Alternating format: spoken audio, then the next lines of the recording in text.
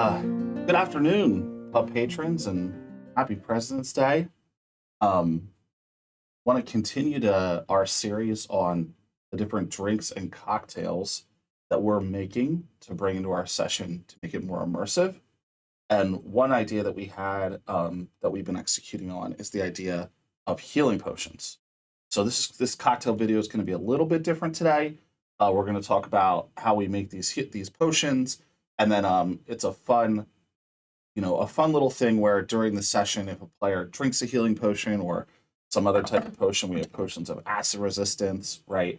They take a little 1 ounce drink of alcohol, and it's fun, it's immersive, it continues to just make the session more enjoyable. So we're going to talk about how we make these today. So first, healing potions, my understanding, are red. So I guess in your imagination, you can do them however you would like. But I think things like World of Warcraft and Diablo have sort of solidified that they should be red. So since we're going with a red potion, we're going to go with a red cocktail, and we want it to be, somewhat pleasant for the players to drink. So we're going to actually use a cosmopolitan. And you could fill these with any sort of cocktail that you want, whatever works best for your game. For some of them, like this is just blue Hawaiian fruit punch filled with some rum. Rather simple. So to start making the Cosmo, I have my mixing glass. We're actually going to make way more than we need from one of these tubes, but that's okay. We're going to start with our base of 2 ounces of vodka. Here. 1.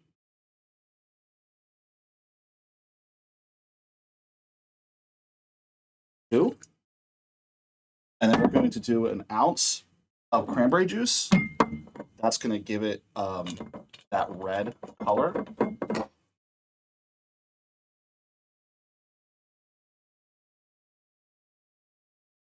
One ounce here. All right, and then we're going to use triple sec and lime juice to add some additional flavoring. So you're looking for about 3/4 of an ounce for each of these.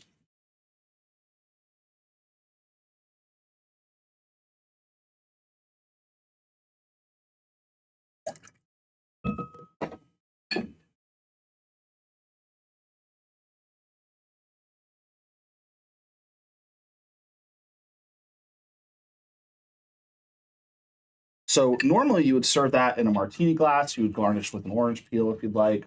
Some folks use a lime. But for us, this is just the base of our potion drink. So we're going to go from having it be this cocktail to being an actual healing potion. So how we're going to do that is the first thing, just to add a fun element to it and make the potion look more magical, I purchased shimmer dust. So you can find this if you're really lucky, you might find it at your grocery store. You can usually find it at an arts and crafts store. I bought it online. It is a little expensive, but you get enough that it's going to last you for a while. And what this is going to do is, I don't know if you can see it with this potion, but it gives you this like shimmery type color, which makes it really just seem like it's a magical liquid. So we're going to add a couple dashes of that to our Cosmo drink here. And we're going to mix it up. I added a lot to be honest. And again, you can see it provides this like magical shimmering color to the liquid, which really just makes it go from being a normal cocktail to a magical potion. Cool.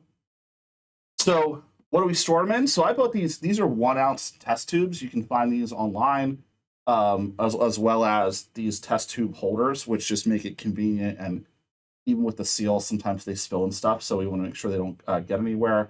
And I refrigerate these between sessions. You could do any sort of potion bottle that you want. Tucci's been finding some cool bottles that we're going to use for specific potions. But just for your standard potion, we have this 1 ounce test tube. The Cosmo I made is way bigger than an ounce, so we're going to have some left over, but that's okay. So you can just pour that in here.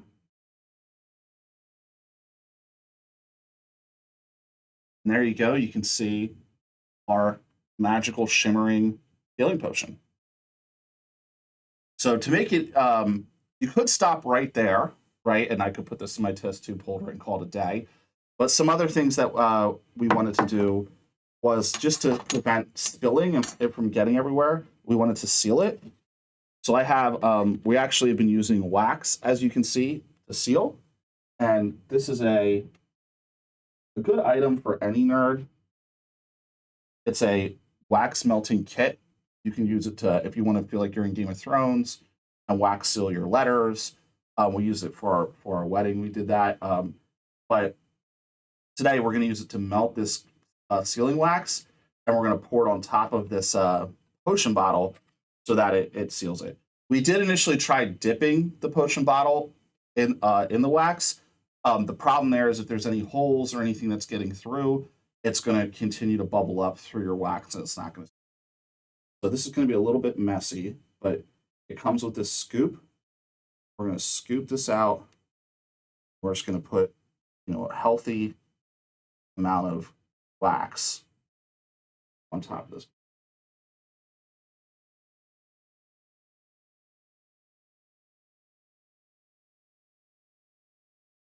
Good seal. Make sure you don't burn your hands. I do that a bunch.